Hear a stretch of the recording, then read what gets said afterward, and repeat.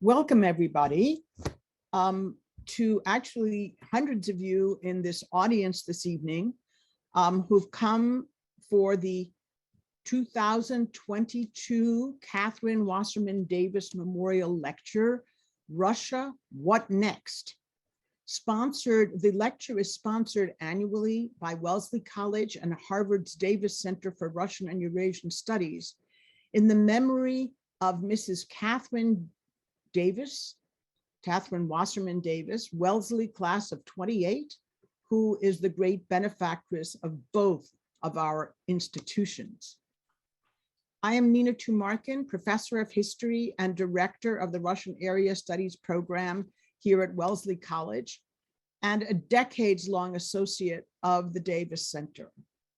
We all come together at a particularly painful moment in the Ukraine war, when images and narratives of Russian soldiers' atrocities unleashed upon Ukrainian citizens, particularly in Bucha, Ukraine, have inspired widespread, although alas not universal, horror and outrage.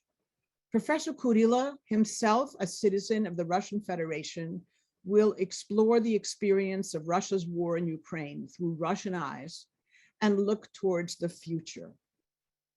Our speaker, Ivan Kurilla, professor of history and international relations at the European University at St. Petersburg, is one of his country's most admired and respected historians.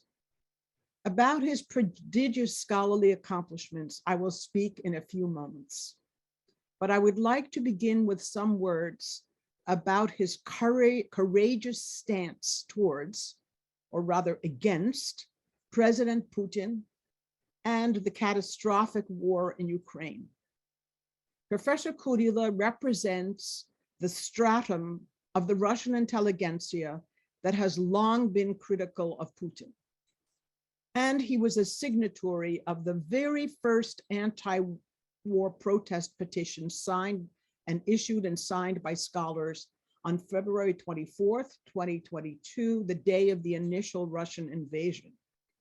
He has since signed numerous letters of protest, open letters of protest, and in the public interviews and in his Facebook posts, he refers to this war not as a special military operation, but as a war and a crime, the use of which terms now can carry prison sentences of 15 years. Indeed, some of his Facebook posts have been printed in the opposition media.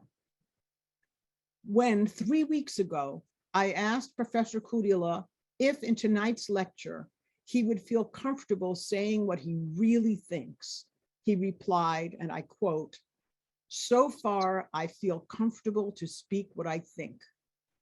I do understand it may cause me problems, but the freedom to speak freely is the last stand I will defend." Professor Kurilla is a prolific historian whose fields include the history of Russian-US relations, historical memory and the use and abuse of history, and the role of historians in contemporary Russia. Ivan Kurilla's articles have appeared in leading Russian and international journals, including the Journal of American History, Nationalities Papers, Demokratizatsiya, the Journal of Cold War Studies, Problems of Post-Communism, and the Journal of Slavic Military Studies. He's the author of numerous books, including Overseas Partners, America and Russia, 1830 to 1850, a book on the foreign policy of the famed 19th century American statesman Daniel Webster, titled Daniel Webster and US Foreign Policy, Frenemies, a history of opinions, fantasies, contacts, mutual misunderstandings between Russia and the USA, and most recently, The Battle for the Past, Politics Altering History, published this year. It's a Russian language book. Here it is. There's Lenin, a monument of Lenin being swiftly careened through the air. And I'm proud to see on the back of it my translated blurb on the back cover. And I will read you my blurb as the final part of my introduction of Professor Kurilla. I'll read it to you in English. A masterful tour de force. With swift, sure brushstrokes, Professor Kurilla paints a bold and sweeping canvas of comparative global historical politics. As millions of immortal regiment marchers populate the landscape of great patriotic war memory in Russia, while American iconoclasts topple monuments, reconfigure holidays, and upend historical tropes, and museums worldwide grapple with the decolonization of their artifacts, Bitva za proshloye, the battle for the past, enlightens us all on the frenzied and fascinating global historical turmoil of the present day. At once sensitive, sagacious, deeply informed, and timely, this most accessible volume by a seasoned symbolic politics expert is a must read for everyone eager to make sense of the wide-ranging multinational effort to bring new voices and new meaning to the discourse about what the past now demands of the present. I warmly welcome Professor Ivan Kurilla to present his thoughts on Russia. What next? Thank you. Thank you, Nina, for your kind introduction. I feel a bit, it's too much, I guess, probably for my courageous stand, because I do think that many Russians today in these last months are sharing my opinions and my attitudes to what is going on. And this is actually the topic, the theme I want to speak today about. But first of all, let me say that we live in the very tragic moment of the history of our part of the globe. And this is a huge tragedy for Ukraine, for Ukrainians.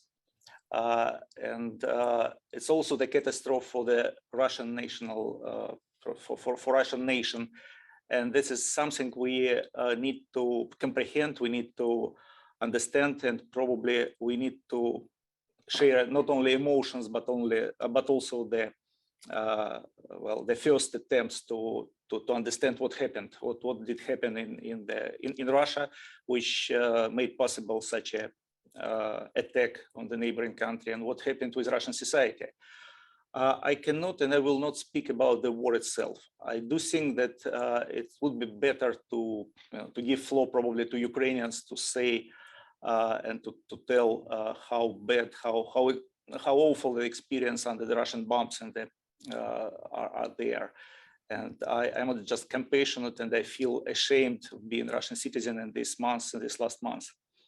But I would want to speak about the Russian society and Russian social attitude, societal attitude to what is going on. And in this approach, I want to say that there is one of the big goals for Mr. Putin propaganda was to describe himself and his policies as supported by the Russian society. And I do see that many people, even among Russian intelligentsia, but even more people, observers in the West, do believe this Mr. Putin propaganda. And there are reasons to believe on that, because we see the polls which demonstrate the high numbers of the support of the war. We see and can read the social network entries. Many people who has friends or relatives in Russia can communicate to them and listen to all of that same propaganda stances about the Ukrainian, so-called Ukrainian Nazism. And all of that helps many people to believe that this is a Russian war against Ukraine. But I would try to explain what is behind this unanimous or so-called unanimous support of the war, and how the Russian society actually feels. And I will start that there is a big difference between the Russian reaction to this new war started by Mr. Putin to, say, the reaction of many Russians to the annexation of Crimea 8 years ago. At that time, I felt myself in a minority of those who were not happy about that and who felt that this was an international crime and an international violation of international norms. But it was really many Russians did celebrate the annexation of Crimea. And that was a huge difference what was going in February and March in Russia of this year. We can see that, well, I cannot see, I saw even one like happy face in the Russian streets. People did not think that this start of the war is something comparable to this like happy annexation of Crimea, and the people did not celebrate, I would say, at the least. But again, we see several data, hard data about the Russian social attitude. Okay, first, polls. I would start with assumption that the polls in the dictatorship and polls in the authoritarian regimes can say nothing but what the dictator wants, or authoritarian leader wants. Well, even the Levada Center, this esteemed and trusted poll organization, ask questions and say that, okay, at the beginning, 71% of Russians supported the war. Like a week ago, the support of Putin's war rose to 83%. But if you look at the questions of the poll, you will see that, well, there are questions which people would probably never want to respond, or will never want to respond freely, because during the first weeks of the war, the Russian State Duma made a brutal legislation punishing for any disagreement of the war. And Nina Tumarkin had already mentioned this law, which can punish you for 15 years in prison for just calling war the war.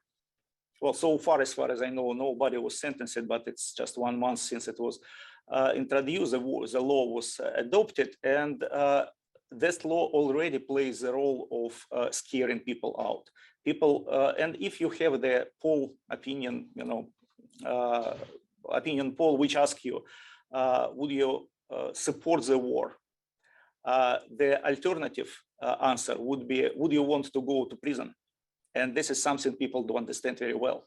So the polls under dictatorship says nothing. I mean, that is just not a good instrument, not a good tool to understand how the people feel in fact, in reality. There are also social networks and communication with so-called ordinary people. Many people in Russian intelligence, say, okay, I talked with my distant relatives and they are all supporting the war. First of all, social networks are full of so-called trolls, and we don't know, and you Americans know after this story of Trump election in 2016, that Kremlin do support a lot of social media trolls. I mean, the people who got paid for promoting some type of opinions, and of course, social networks are overwhelmed with these people who supporting the war, and for what reason? Just to make people think that the majority around them are supporting the war. And if the majority are supporting, you will probably keep silence or not protest. And this is actually the goal of using the trolls. And certainly, of course, there are people, again, ordinary people who do repeat what they've got from the TV propaganda, and they do repeat the story of the war as, well, as a just war from the Russian side. Well, it's a pity, of course, it's a pity, but that is nothing, well, it's not actually the support of the war in terms of the people who wanted that. People did not want the war. I would say, I cannot, well, probably few Russians really wanted to start the war, but no ordinary people, nobody really wanted to start a war against Ukraine. And of course, many people do receive their information from the TV, and especially elderly people, especially people in the regions outside of Moscow and St. Petersburg, or the big cities. They do have no access to alternative information. And you know that the internet was restricted, and many sites, including social networks, international social networks, all the opposition sites were banned, and actually restricted, access to them was restricted in Russia. Okay, people more advanced and younger people do use VPN to read Facebook and to write in Facebook, but Again, for the elderly babushka, VPN is something out of their understanding. They do get the information from TV and from newspapers, and all of them are repeating the same vision of the war. And of course, for many Russians, that war is far away from their homes, unlike for Ukrainians, again. But this is something which happens somewhere, and people would be more, ready to repeat the lies they received. Again, this is the picture of the support that we get from the media, and of course, Putin propaganda do use it to describe Russians as a war, warmongers, of the people who wanted to support and to subdue the Ukraine, and that is one of the goals of the Putin's propaganda. I would look in the other direction to get the real attitudes to war of the Russian society. Of course, we do not have hard data. It's impossible in such a situation we have right now. But we have a lot of data which can say a lot for the people who do study authoritarian regimes. And I would start with that so-called Z sign, that became a symbol of the war and the symbol of support of the Russian troops in Ukraine for some reasons. And this sign was promoted by the state as a demonstration of the support, of the war support from the society. If you walk in Moscow or in St. Petersburg, you can see very small number of these signs, and most of them will be on the official buildings, on the official organization, state-supported or state-owned organization. You will not see these signs on the private-owned cars. This is a big difference with symbol of Crimea annexation 8 years ago. That was St. George ribbon, which was everywhere. People did wear St. George ribbon because they wanted to join this big celebration. Nobody wanted to join the military operation, so-called deep military operation. So that is one of the demonstration, I would say, of the real attitude. The other one is look at the celebrities. There are few Russian celebrities, actors and singers, whatever, who supported the war. Just few, I guess. Maybe there is enough fingers on my hands to name all famous people who did support the war, and many more, like hundreds of Russian celebrities did condemn the war. They either immigrated already, or they maybe stay in Russia, but they openly condemn the war, and this is also the demonstration of the real attitudes of the people in Russia. You can also see, and this is one of the probably main unfortunate event in this war support in Russia, the so-called rector's letter. Okay, those of you who do follow the events in the Russian academia probably read this letter signed by hundreds of Russian rectors of Russian universities supporting the war, supporting the military operation in Ukraine. And because of that letter, as far as I know, some Western academia, some universities decided to cut all the linkage to the Russian academia. Let me explain. Russian rectors are not people who express the attitudes of the university communities. Russian rectors are people appointed by the state, who report to the state and who can be fired by the state just overnight for no particular reason. Rectors of the Russian university are the state employees which rule the university from above. So the letter that the rector signed do not represent the attitudes of the Russian academic community at all. This is an attitude of the Russian state, and we already know that Russian state started the war. That's why they supported the war, and that's why rectors are just joining the state, which they feel the part of it. So this is not a real attitude. What is a real attitude? The first day, the 24th of February, thousands of Russian academics, of Russian scholars, scientists did sign a very harsh letter against the war. They called the war. They put the responsibility on Mr. Putin and the Russian state. And that that letter was signed. By now, maybe about 10,000 people. I stopped follow the numbers, but it was like last time I saw it was like 7,000 signature there.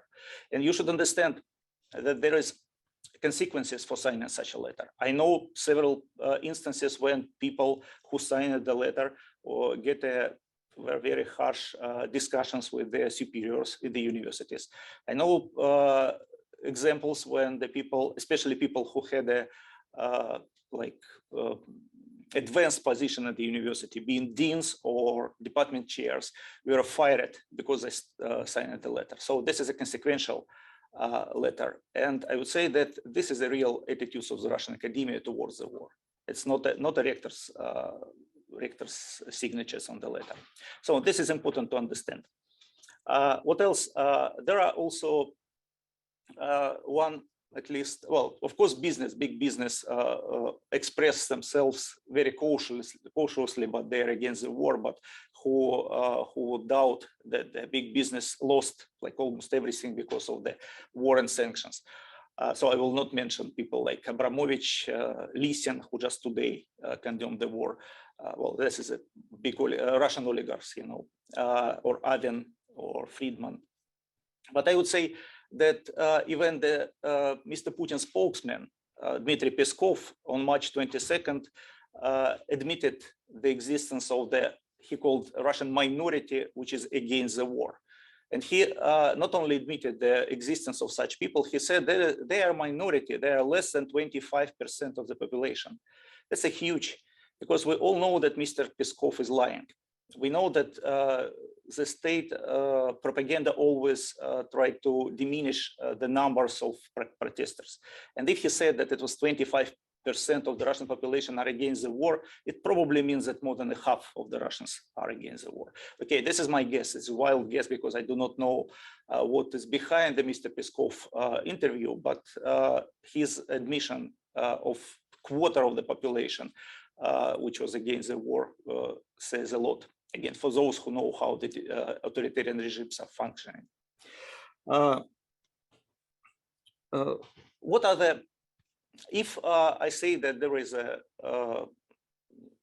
big dissatisfaction, I would say it is the least, of the war in Russia, why there is no big protests? And this is a second important question to understand how the authoritarian regime functions and how they developed over time.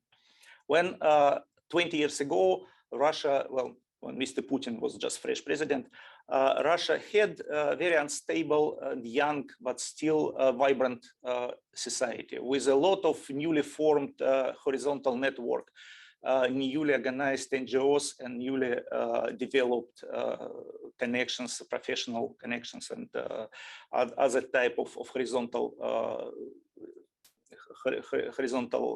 solidarity. And during these 20 years, we saw how the regime, one after another, dissolved all of this horizontal solidarity. We knew how the Russian regime attacked the NGOs, and those of you who follow do know the so-called foreign agent law, which actually made a lot of independent organizations, well, either closed or, you know, I would say some of them were closed and some of them stopped to be independent, I would say. There were other attack on any horizontal political network. And the major example here is Mr. Navalny and his network of so-called staffs of Navalny in the regions.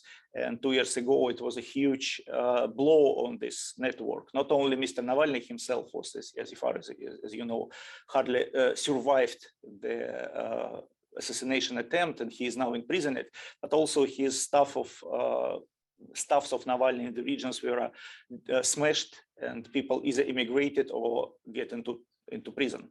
So we all of the possible networks which can organize the protest were dissolved. Even the organizations which never participated in any political activity, but that could be the center of crystallization of protest, organizations like Memorial, you know, this, you know, human rights defensive organization and organization which gathered the memory of the victims of the Stalin crimes. The memorial was closed on the eve of the new year 2022. Even such an organization as the Russian Academy of Science, which was always loyal to the state, but which possessed some independence in the judgment, was attacked by the state like 7 years ago and lost a big portion of its independence. So the state, step by step, during the 20 years, dissolved every horizontal networks of solidarity. And now any person who wants to protest feel himself or herself face to face with a huge leviathan of the state. And the people who went to protest in the street, and there are still people who protest in the street, are immediately arrested, immediately sent to imprisoned. And well, for maybe for 30 days now, but for the second violation, they could end up in the prison for years. And there are people who, well, who see nothing, no result of their protest. And one of the discouraging series of events was a protest in the neighboring Belarus. You know, in 2020, huge number of Belarusian people went to the street to protest Mr. Lukashenko. And that was well, the number of participants in this protest action was really huge. But the regime was, decided to demonstrate its violent nature, decided to keep violent forms to suppress the protests, and the regime did won against this mass protest on the streets. And for Russians, that was a big lesson. There is nothing Russian people can do by going to the streets to protest. It's very hard to face the resolve of the authoritarian state if the authoritarian state is ready to use all the force they have. And again, let's get back to the February and March of 2022. The Russian regime is just killing mass of the people in the neighboring Ukraine. People who want to protest against the regime in Russia do see that the state, its own Russian state, is ready to kill people. Why do you expect that people will come to the streets to face the regime without arms in their hands and without anything, just a moral judgment? And this is one of the big reasons why we do not see the big protest in Russia. We see the other type of the protest. We see immigration of those people who can immigrate. You see that whole IT industry immigrated within a week after February 24. And you know that one of the first non-war news we've heard after that February 24 was when Prime Minister Mishustin signed a decree with President Putin to support IT industry in Russia. They wanted to keep IT industry in Russia, but I think in vain. Like thousands and tens of thousands of Russian IT specialists had already immigrated. Of course, it's easier for IT specialists. You know, they can find the jobs everywhere in the world, and that is something. They do have already some accumulated finance funds to go for weeks or months to looking for jobs. It's not so easy for other Russians, for those people who are against the war, who do protest the war, but they cannot immigrate. It's just, just impossible for financial reasons. For many people have a family connection they cannot cut off, so the people stay. But even if you count how many people stay and how many people did immigrate during the last months, probably we witnessed the hugest immigration of the Russians in this so short period of time in the 21st century, and maybe even in the second half of this 20th century. If you add it, it will be also the biggest number of people who left Russia at once. So this is also a type of protest. If you remember the classic Hirschman book, there are three types of reaction to anything that the state or, I don't know, the trade mark could offer to you. And three types of reaction would be voice, exit, or loyalty. And out of those three, we see many people choose exit. This is immigration. People wanted to choose voice, people like me, I would say, and people who continue to call the war, to continue to call the atrocities real atrocities. So there are such Russians in Russia. So still there are in Russian, still people do to speak, well, probably because state is too much engaged in Ukraine and not yet turned back to Russia to punish all of us, but still we do exist. And certainly there are part of the Russian society who choose loyalty, but this is loyalty of the fear. It's not a loyalty of support, a loyalty of imperialistic design towards Ukraine. There is, I would say, certainly there are some people who has an imperialistic design, but it's not a majority, and it's not a big minority of the Russian population. There is nothing close to the reality to say that Russians are imperialistic, and because of that, Putin started the war. I've read such a explanation of what was going on. No, this is Mr. Putin war that he started for his own ambitions, or maybe for his own understanding. Maybe he is rational on his own way. But he started that on his own, or maybe with his close advisors. But this is not the war of the Russian society wanted, and that's not the war that Russian society started. Certainly, there is a question of responsibility, and of course, we all, all the citizens of Russia will bear the responsibility, at least like metaphysical responsibility, or responsibility to, well, the next day when there is no current regime, and I hope the regime will not exist for long. And the next day, Russia should fund the reconstruction of Ukraine, and that is something which is part of the future responsibility of Russians. But of course, there are people who are guilty, not just responsible, but who are guilty, and there should be criminal trials against those who decided to attack the neighboring country, and those who committed atrocities, and those who are, among those who made it possible with propaganda. There are people who made the worst happen in Russia and Ukraine.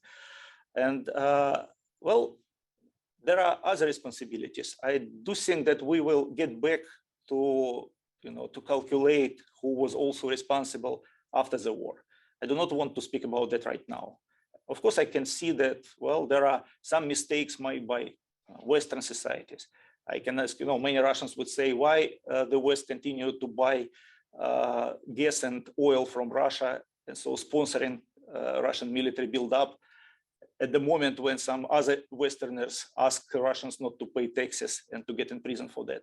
That is something of the hypocrisy, but this is not a problem I want to discuss right now. We will get back to that after the war is over. I hope it will be over soon, and I hope that will be the last blow on the current Russian regime. I have no guarantee. I have no, I do not think it happens soon, but it will happen inevitably. It will happen eventually, and we will build a new Russia. And we, or our children, or those people who do understand what is going on right now, will be responsible for building Russia anew. And this is something, to build it anew, we should understand what was going on in this February and March and April already of 2022, and what happened with Russia with the previous 20 years, which made it possible for the president of the country to start a war and not get checked or balanced by anybody in his entourage. And this is something this is a hard and bloody lessons we need to get out of that. Probably I will, how long am I will stop here, and it'll probably better to get to Q&A. Thank you. Thank you. Thank you so much, Ivan Kurilla, for those words, and inspiring and worrisome. Those of you who want to ask questions, I see there are about 20 questions already in the Q&A. Please help yourselves to add your questions.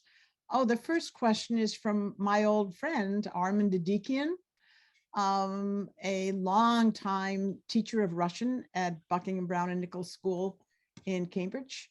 And he says, please make a comparison between what the Azeris did with innocent villagers in Nagorno-Karabakh in 2020 and what Russia's army has done in Bucha, Ukraine? Well, I do not know much about the details of the Azerbaijani-Armenian war, but I would say that, yes, this is a good question because there are still the wars between, some people would say that what we see now is still the last convulsions of the Soviet Union, of the old empire, which was dissolved. And there are still the atrocities to the neighboring countries and the new wars of the neighboring countries.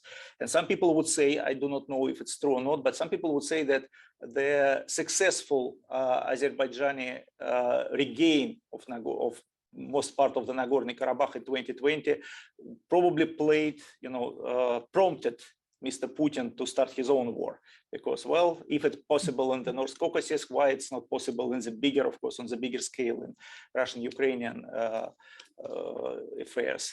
And certainly Mr. Putin did,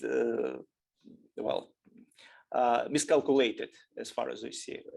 Everybody understands that Mr. Putin thought it will be ended within a week with a triumphal gaining Kiev, and did not happen, and now it's getting more and more bloody. And also, I would say that people also compare the atrocities in Ukraine now with the behavior of Russian army in Chechen war back in the 90s. And that is something when Grozny, the Chechen capital, was bombed, and there is a lot of stories from that time. And many people would say, okay, this is a way the Russian army is fighting when it cannot seize the military, cannot break the military resistance. And that is also one of the problems we need to address. And well, by the way, there is also, okay, I will stop here because there is several conflicts on the post-Soviet space, which can lead to the current war in some ways, to the current war of Russia against Ukraine. But certainly, this is the biggest, the bloodiest, and the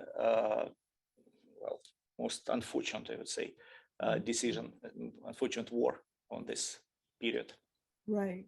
Well, thank you. Thank you, Ivan. We've got another 30 questions to go. So maybe it was good that you stopped. I'll try to be short in the answers. You did, right. So how would you, we have a question, how would you advise the US to navigate the competition with and possible cooperation with Russia?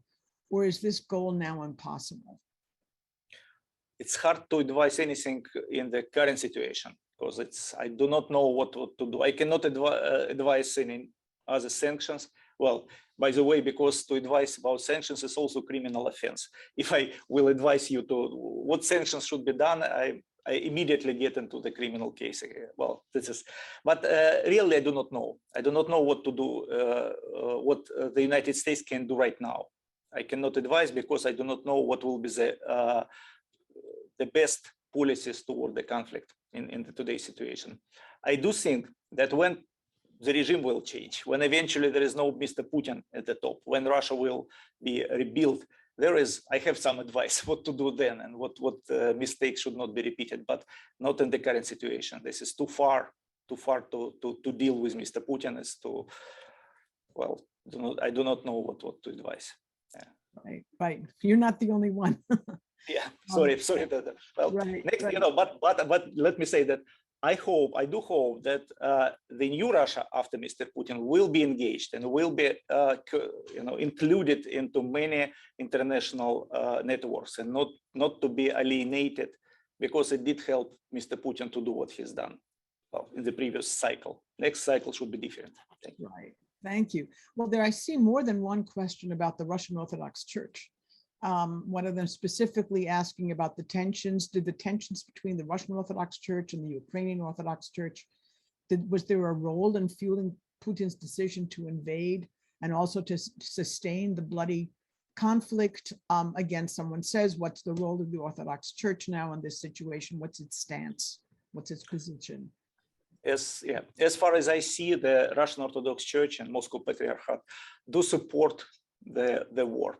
It's actually different from the first weeks of the Crimea annexation, when Patriarch Kirill tried to keep distance from the decision. Now he supported the war, and this actually was a huge blow on the Russian Orthodox Church, because the Russian Orthodox Church had a huge, maybe half of their parishes in Ukraine, and now all of them get split from the Moscow Patriarchate. This is also one of the examples which I did not mention in my presentation, but I should probably, that about the alternative ways to support, to find the to find any solidarity and support from outside of the state. Because if the church is independent and you are in disagreement with the state, you probably can go to church and find your people who think like you. In Russia, the church has become, again, like it was in the previous time before the revolution, the church became just one of the branches of the state. And so the person who do not want to obey the state orders cannot find the support in the state, so-called state church, in the Russian Orthodox Church. So this is a big blow. Again, I am not deep in this situation, but I do have several friends or Facebook friends among the Russian Orthodox priests, and all of them, again, my Facebook friends probably more liberal-minded, but this Orthodox priest complain that this is a big blow on the Russian Orthodox Church as well, and they should have very difficult time to restore the independence, restore the trust, and we probably will never recover to the previous situation. Well, that's very great, a very grave comment, grave situation. There are several comments asking how you find the courage to speak, thanking you for speaking so freely and bravely. And Jill Doherty, whom you might know, I know, thank you again for your very brave talk today. Many journalists, as well as young, educated, and digitally sophisticated young people are leaving Russia. An estimated 200,000. Is that a correct figure? What influence will this exodus have on Russian civil society? Is it possible that Putin will try to stop the flow of emigres in order to stop the brain drain? We do not know yet. It's too early to judge, probably. Probably I have not seen the last figures, but it looks like approximately this 200,000 people, maybe even more will follow. I know people around myself who's even now being in Russia are building the ways to immigrate, so that will continue for some time in ahead. The state somehow did not yet close the borders, which is an interesting phenomena, because, in some other situation, we would expect that the state will stop the brain drain immediately by closing the borders, but it did not. I can only guess that probably the regime is happy that the protest people are immigrating. They want to, instead of suppressing big number of Muscovites or people of St. Petersburg protesting on the street, they will be happy that those people are emigrated and no big protests are seen in the Russian streets. It's easier and more, it's cheaper for the regime to get those people outside. And as far as we see, the regime is not concerned anymore about the economic efficiency, because of the sanctions. It's hard to predict any stable economy. So to keep people inside makes no, for the regime, it makes no additional economic sense. Russian saying, снявши голову по волосам не плачут. If your head is cut, you will not cry over the hair. And this is something which happens. But again, I cannot rule out that in some next weeks the state decide to close the borders. It may happen, but we do not know if it will happen. And thanks for your praising for me for speaking freely. As Nina said in the introduction, this is the last thing I want to concede. I have nothing more but my free thought and my time to speak. And if I will keep silence, I will lose myself. This is why I try to speak freely. And again, being in Russia, I'm not alone. There are many people who speak freely. Not everybody. Many people are scared out, but many people continue to speak and write freely. And this is actually if we stop to do it, the Russian society will feel, I guess, worse. Not because of myself personally, but because of this trait of people who continue to discuss. And I want still to keep this conversation possible. Again, I do not know what happened, and if I will feel like personal danger to me, I do not know how I will react. But so far, I will continue to speak so far as I can. Thank you. Well, I'm glad. We're all glad of that. Moving to a very different kind of question, a classic question: what do you think Russia hopes to gain from continuing this war? We've heard that the Russian military won't be large enough to even occupy and hold the territory against the will of the Ukrainian people. So, what is the goal here? Nobody knows. That's a good question.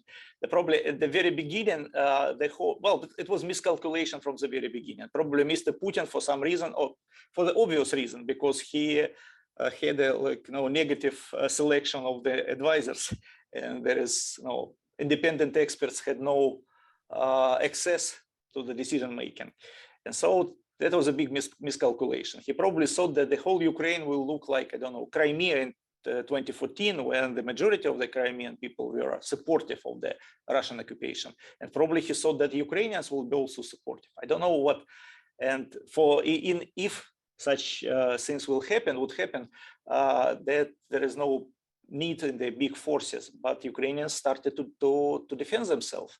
So Ukrainians started to fight, and since from that moment, no reasonable goal could be achieved. But we all know that Mr. Putin has no ability to go back. If he started something, he needs to achieve something. So we do not know what is the goal now. We see, well, I cannot discuss strategic things. I'm not a military strategist. We see that the troops are withdrawn from Kiev neighborhood and probably will reinforce Russian troops on Donbass, on the eastern Ukraine. Probably they get change of that, and probably they will try to keep the eastern Donbass under the Russian rule. But actually, it doesn't make sense in a new situation with a huge sanction and with the Russian economy collapsing. But well, we can. Again, I do not know what Mr. Putin is thinking about. What? Right. Well, yes, thank you. So there are a couple of sort of twin questions about terms such as fascism and Nazism. And as you know, you're such an expert on the use and abuse of historical terminology. So one question is that there are Russians who, Western and Russia's independent experts are describing Russia's official ultranational ideology as fascism. Do you see any signs of fascism in Russia? And on the other hand, a question, can you address Putin's use of history in justifying the war in Ukraine and his invocation of Nazism? So you got the fascists and Nazis on both sides. You know, in our part of the world, the Second World War, or the Great Patriotic War, was the hugest tragedy, the hugest probably event. And you know, Nina, very well how important the memory of the war was in the whole all post-Soviet generations. And of course, the terms, both terms, fascism and Nazism, had a very huge meaning for Russians and Ukrainians, for all the people in our part of the world, and it resonates with huge emotions. And that is why they are used widely by politicians who wanted to label the enemy, label the opponent with a worst negative well, description. So that is why Russian propaganda, Putin's propaganda, use the word Nazism against Ukrainians. If you fight against Ukrainians, well, it's many Russians will be doubt it's a right thing to do. If Russians fight against Nazism, okay, we are continue something good thing we did during the Second World War. Of course, it's very easy and people understand this manipulation, but still the manipulation works. On the Russian side, well, I also read the description of the current Russian regime as fascist, well, to some extent, but I would rather use the authoritarian regime. Fascism is a specific, well, I'd say Italian form of the authoritarianism in the first half of the 20th century. I would not say that this is fascism in that meaning, but this is the authoritarian regime. This is, and Mussolini was an authoritarian regime. So I would say that there are many things which are in common between all authoritarian regimes, but I would abstain from using the historically important terms in describing contemporary events. You know, we need to use a new word for a new phenomena. That's my right. And here's a question from Rochelle Ruthchild, who herself is an excellent historian of the 1917 revolution. She says, in February 1917, soldiers refused orders to shoot protesters. Do you see any evidence that parts of the military might refuse orders? And there are several cases that we know, probably more that we do not know because it's certainly secret. There are stories about Krasnodar, Kuban group of OMON, of special force police, who were sent to Ukraine and refused to go. And they refused to go and they were punished first, but they did not go. And it's quite widely circulated. We know that people actually in the forces already in Ukraine, some of them refused to fight and return home, and some did get to prison. But here we do not know if they are voluntarily get to prison or they said it to Ukrainians already being in prison. So we do not know how sincere their revelation were, but we know there are people who refuse to fight. And you know, big portion of those Russian troops, not all of them of course, but big portion are people who never thought they will be fighting against Ukrainians. They were sent to military exercises, they were sent to drills somewhere and found themselves unexpectedly in the Ukrainian territory. Well, and we see there are atrocities in the Ukraine. I do not know yet, but there are signs that the atrocities are not made by these young Russian soldiers, but those people, but by some, elder police regiments which were sent there. We do not know yet. This needs an investigation. But again, this is not about the state of the Russian army as a whole. That's a specific groups of the Russian army which were ready to kill people. And this is, well, again, this is my opinion. I did not investigate it, but there are again, getting back to the question, there are several cases that we know, and I'm sure there are more cases we do not know when soldiers refuse to fight. They refuse to continue fighting. Again, I do not want. This is I would say the information when a lot of propaganda exists on both sides, on Ukrainian and on Russian side. So I do not want to take examples, let's say, from Ukrainian side. Maybe that's true, but maybe it's Ukrainian propaganda. So that is why I made I mentioned only those cases that I read on the Russian side. I mean, this is something that really happened because we know it from the participants or from relatives, like mothers and wives of the soldiers on the Russian side, not on the Ukrainian side. And still there are such such cases.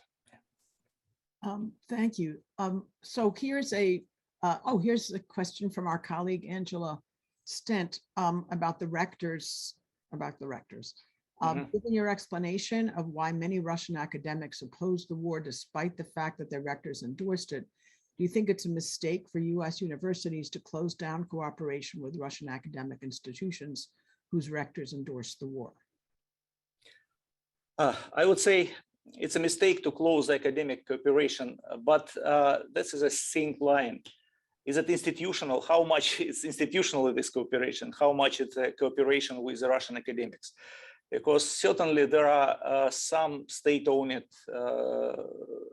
universities which are deeply engaged in the propaganda, I would say. And the rectors, well, I don't know, maybe MGIMO or whatever. I do know several good, freely thinking, independent thinking professors in MGIMO, but MGIMO as a whole is a part of Russian Ministry of Foreign Affairs, so they're engaged very much in there. But there are also other universities which are, which do nothing as a university in the propaganda or whatever. I mean, most of the state universities, even Moscow State University or St. Petersburg State University or Russian University for the Humanities, all of those universities are just a big academic institutions. And if their rectors signed the letter, and for obvious reasons, I explained why they signed the letter, it does not mean that the community of scholars in those universities are in any way supportive of the war. And I do think that the academic cooperation should continue.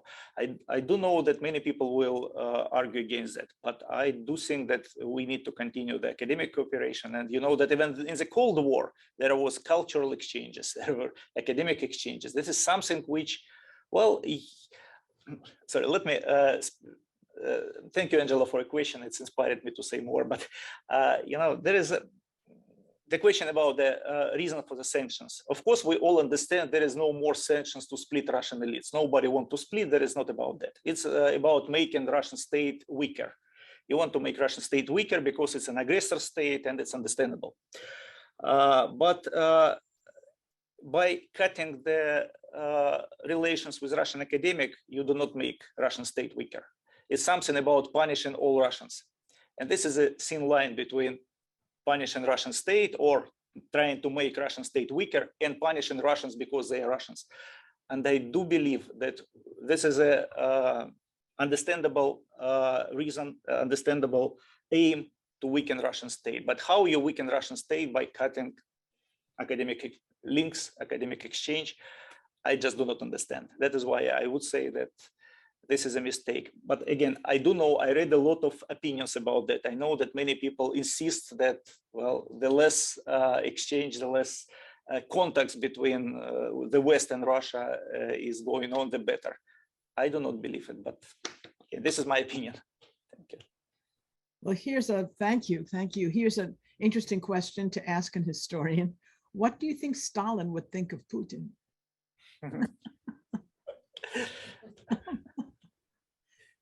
Well, I didn't ask it.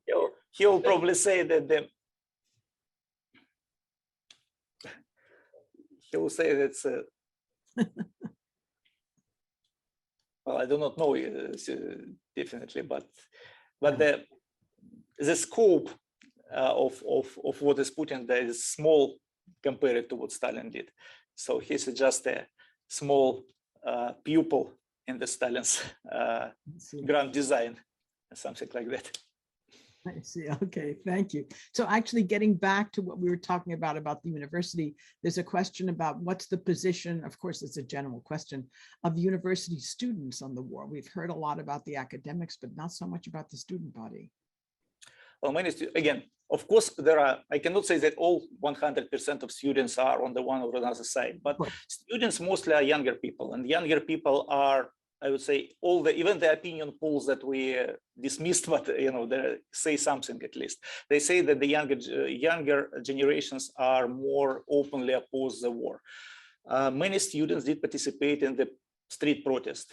The percentage of the people arrested for participation in street protests, in this percentage of students among the people who participated in street protests is relatively high.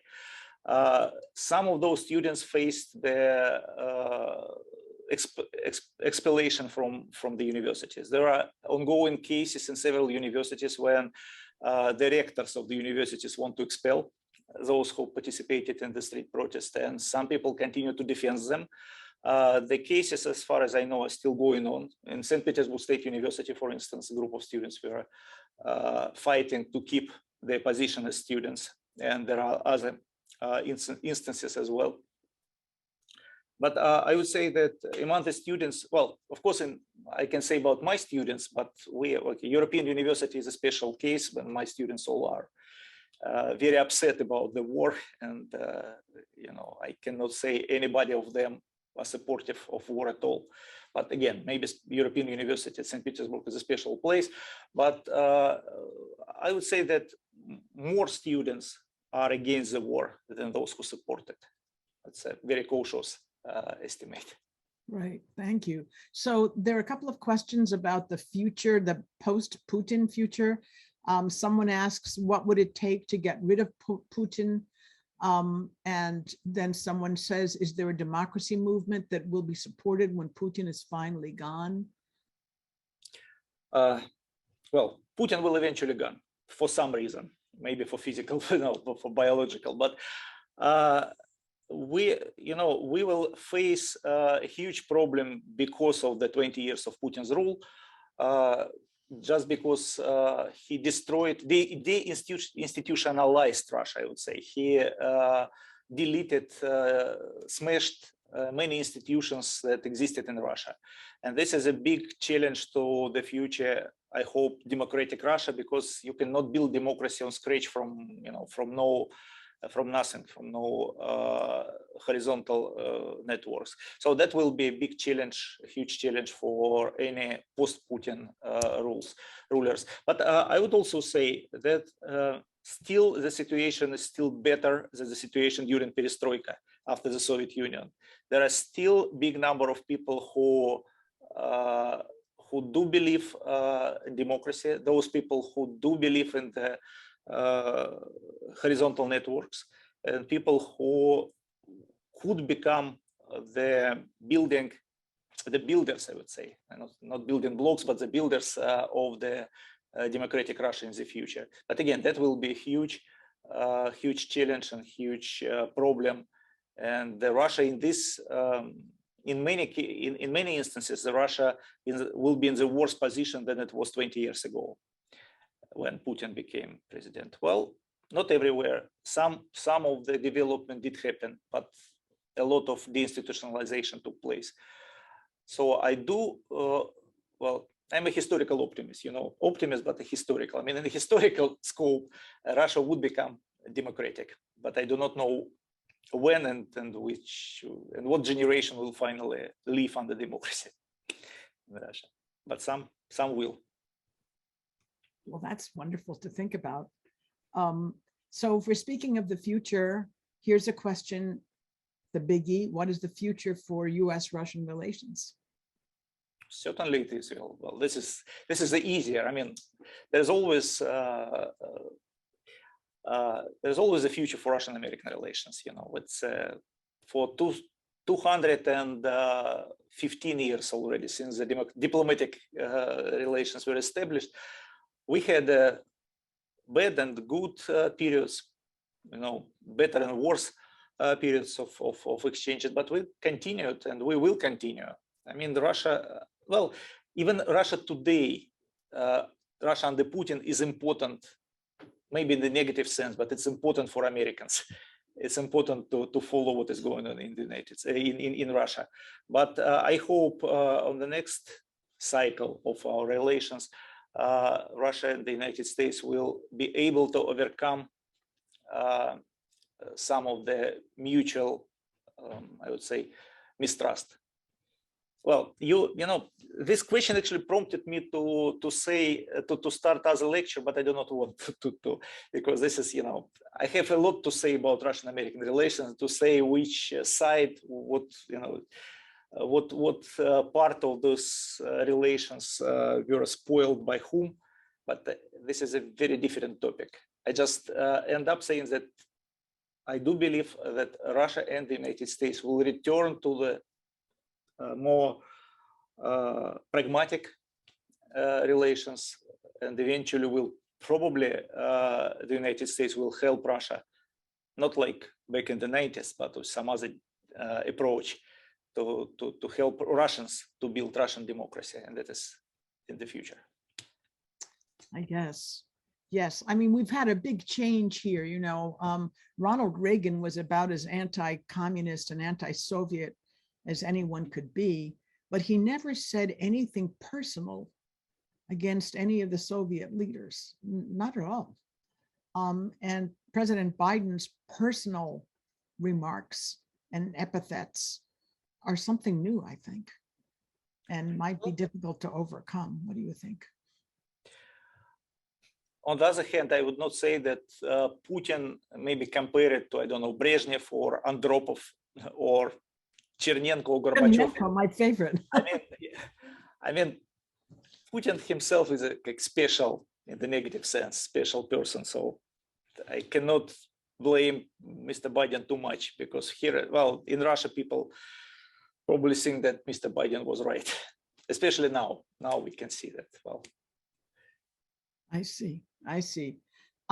What do you think of the international campaign to cancel Russian culture as an ideological instrument of the Russian imperial policy?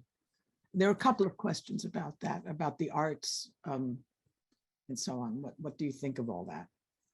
Well, I think that's an emotional response to what is going on right now. I do not believe it can, you know, last longer than the war itself. I do not think it's possible even. I mean, I am not judging what is good or, I mean, right or wrong. It's just impossible. You know, nobody canceled it like German culture because of Nazism, and the situation now is still not as bad as it was in Germany. So I would say that, well, Russian culture will defend itself without specific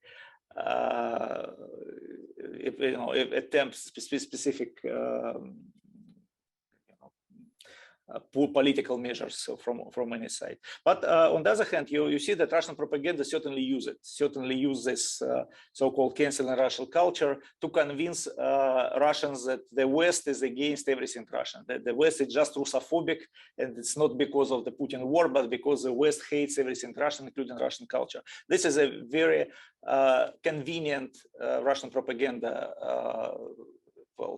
tool to say. Well, so if you want to play on the Russian propaganda, yes, we can, you may continue with canceling Russian culture. Do you think there might be a ceasefire at Russian Easter? Ceasefire, they stop fighting? Ceasefire, yeah, Russian Easter, like yeah. Well, yeah, understand, yes. Ceasefire, yeah.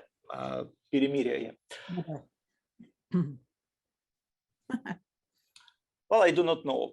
It doesn't look like they want it. Maybe, well, if somebody really wants a ceasefire, and they can ask, I don't know, Patriarch Kirill or Ukrainian Orthodox leaders to step forward and to suggest such a ceasefire, it may happen. But so far, I don't see any signs of such a development. Right. Thank you. So what are your feelings on the speculation that in the event that Russia is successful in Ukraine, that other post-Soviet nations will also face aggression from Russia, or that a government in favor of Putin's actions will somehow come after him?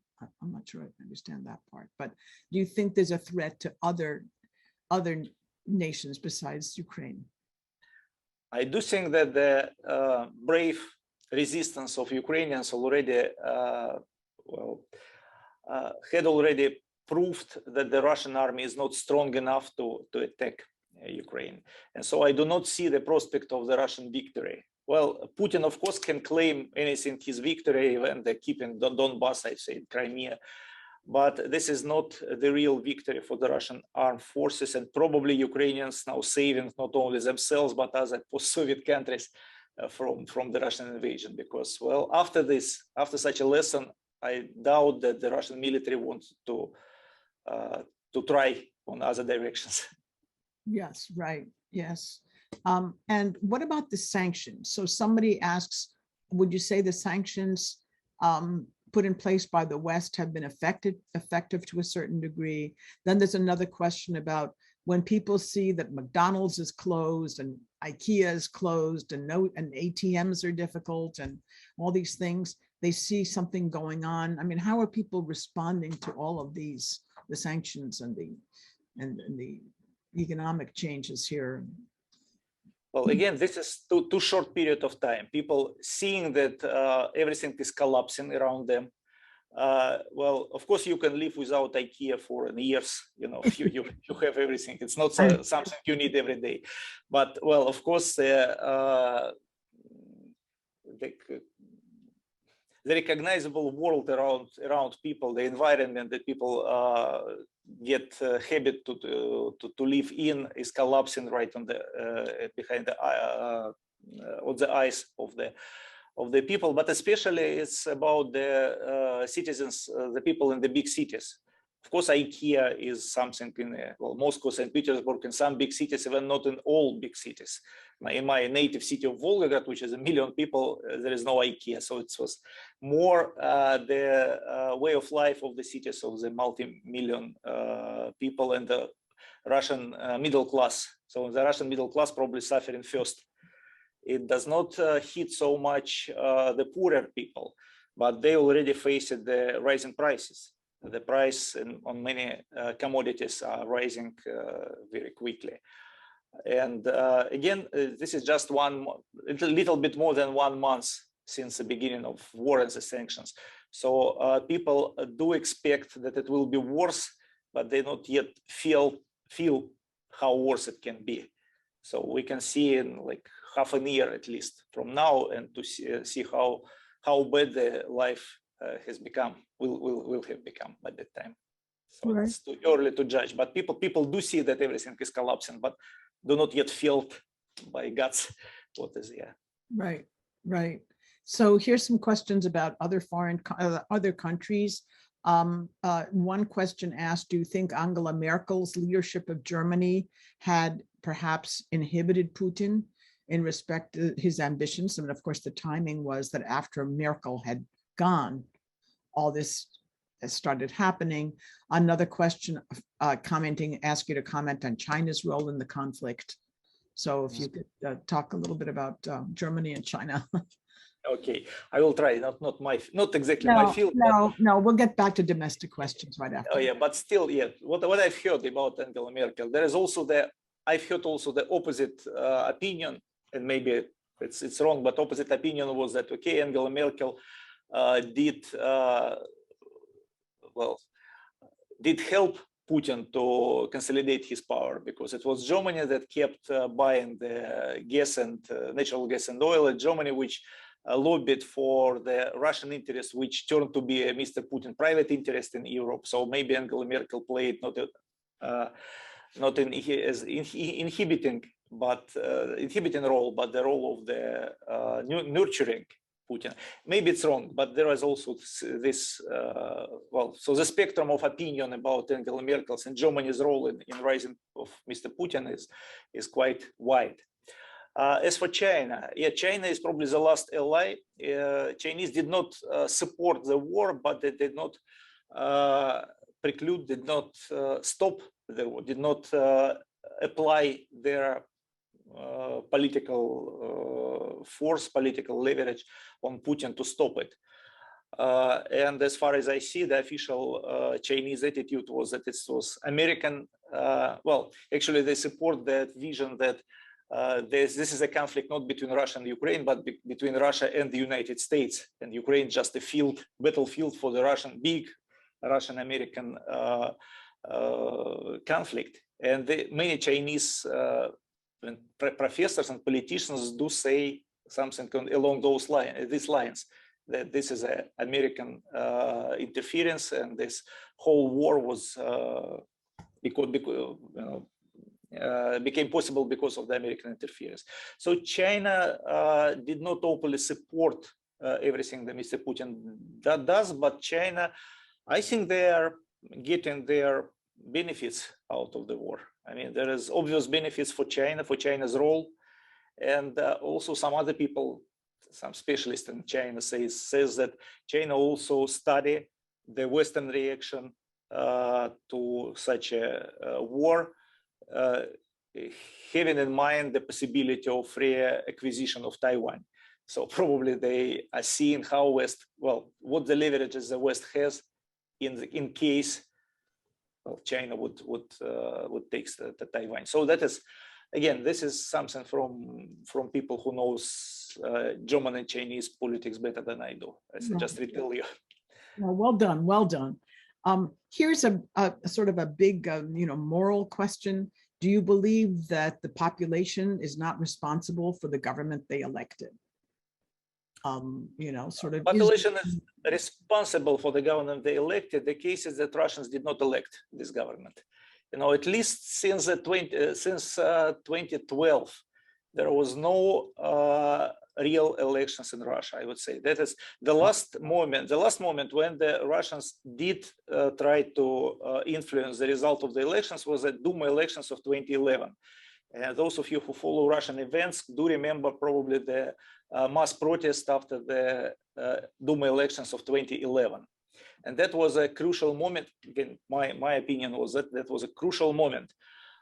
If the executive power, if the regime would agree to recalculate or to announce a new elections because of the mass falsification in 2011, that will mean that that is a population who elect the State Duma. But the regime insisted on keeping the results they were falsified. And that was a last signal that everybody in State Duma are people appointed by Kremlin, not elected by the population. Since that time, we had no federal elections when any independent person could win.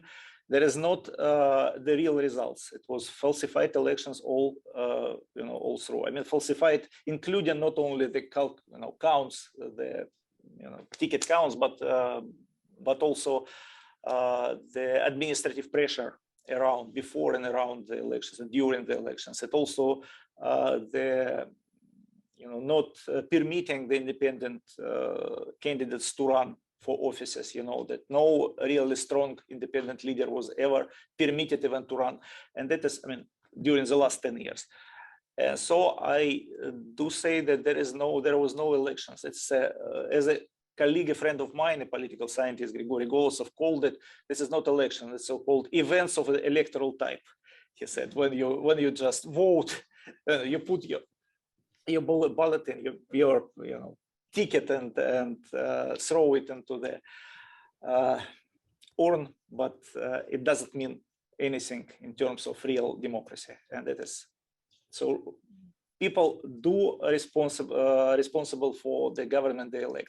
Russians did not elect Mr. Putin, did not elect the current State Duma. It's not the bodies that were elected. They were appointed from the top with just a visible, just a picture of so-called elections, which were not.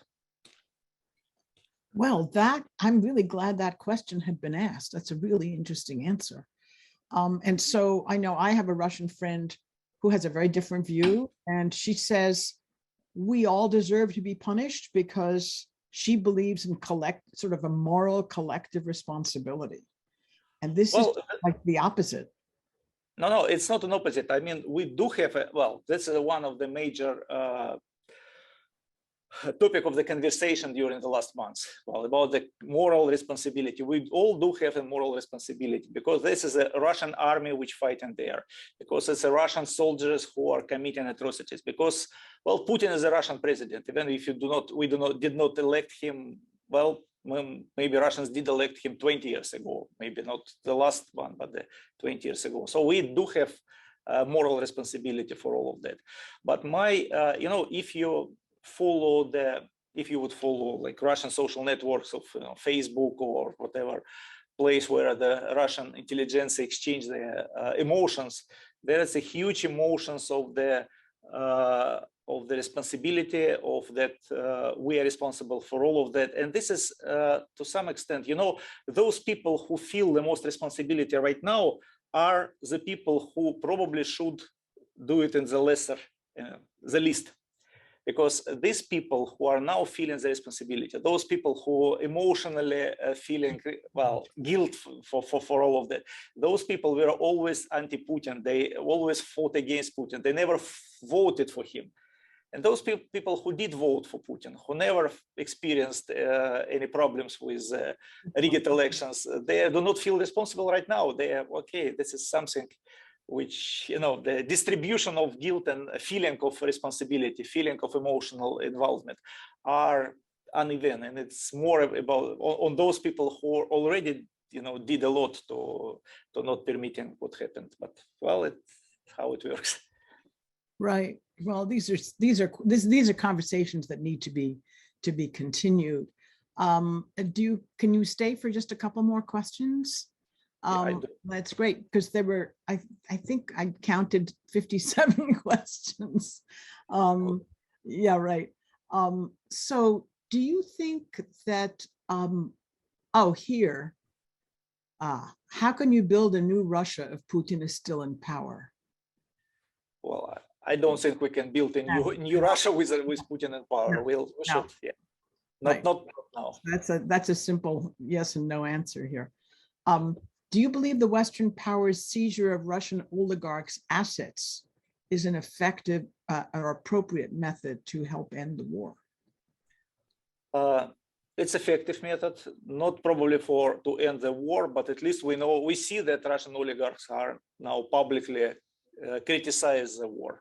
We've seen this owners of Alpha Group, Avin and Friedman. We saw Abramovich engaged in some, in some activities to stop the war. We see just today we see Lysin, the owner of huge metallurgical combine, who also was publicly against the war. So the sanctions are effective, efficient in this sense, to turn the oligarchs against the war. Will it help to stop the war? It's another question, because we do not know if the oligarchs has any access or any influence on the decision making in Kremlin, or it is a bunker here where Mr. Putin is sitting. But was it appropriate? Well, maybe yes. I have no problems with that. But again, this is a different type of questions, appropriate or not. Right. What happens in Russia if Putin loses this war and is forced to withdraw with an economy that's been destroyed and a government and its people demoralized? Is keeping the southern eastern area of Ukraine enough to have made this effort worth it and to allow the Russian people to not feel humiliated? And will Putin remain, or will he be forced to leave similar to his predecessors? Well, well, this is a last question. A lot of questions about the future, which nobody can predict. Well, I do hope that if Mr. Putin loses the war, there will be, well, his time as a Russian president will be limited. I mean, well, that is something which makes it an easier. Will make it easier to somebody to oust him, but certainly we do not know if it will happen. But certainly he will be weaker. He is already weaker right now, and he will be weaker if he loses the war. Because, well, what for? What all of this suffering was for? And that is if he will somehow keep the power, of course, he will probably turn to the domestic enemies. He called it like national traitors. You know, he used, by the way, he borrows the term not from the Stalin, but from Hitler somehow.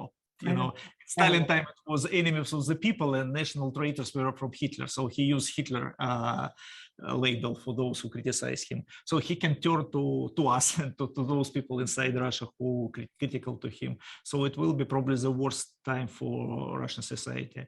I do hope it will not happen, but it can happen. Certainly, it may happen. Yeah, that's very scary. Do you think there's any potential for a more articulated resistance against the war among Russians? What factors could influence this? For example, evidence of failure, families receiving notification about soldiers killed, maybe learning more about atrocities. You know, the problem is not, I think that the problem with protest, and I tried to say it during my presentation, is not about that people that, okay, there is a deficit, the shortage of people who are against the war.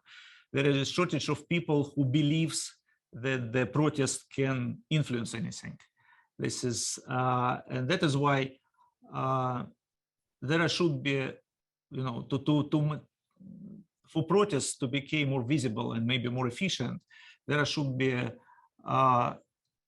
either or both the organization center, okay, somebody, maybe some of the elite member, or somebody like Navalny somehow freed, or a new person instead of him, that can then would be the, you know, recognizable leader and who can organize something. It's one on the one hand, and on the other hand, there should be the feeling that the regime is weaker. I mean, well, probably not enough riot police in Moscow's streets, because riot police are fighting in Ukraine and now, and not so many people can be used against the protesters.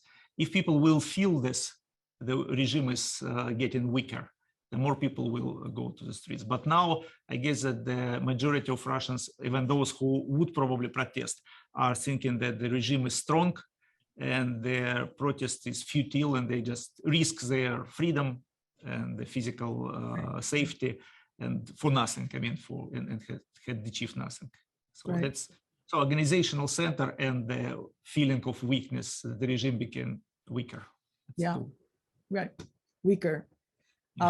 Well, apropos, speaking of weaker, about Putin himself, many people have raised the question about his mental status, his mental health, his mental status. I don't know whether you want to address that question. Are Russians, people like you or your students, are people wondering about his mental status? You know, there are some discussions about that, and people, by the way, they quote Angela Merkel, who once said that Putin is in his own, lives in his own world or something like that. Yeah, right. So, but I personally do not participate in these discussions. I do not know what Mr. Putin. Maybe he is rational. Maybe he is ill somehow, mentally or physically. This is not something we know, and this is not something we can discuss without just, you know, it's not a social science, I would say. It's not something we can use rationally. I prefer to speak about the people than about Mr. Putin personally. It's a kind of Kremlinology. Right. Thank you. I think we'll be winding up here. And let's see.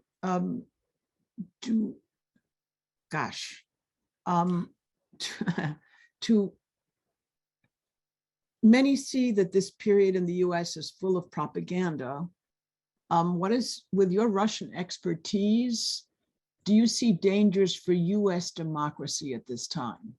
You know, with exaggerating conversations about a stolen election and so on.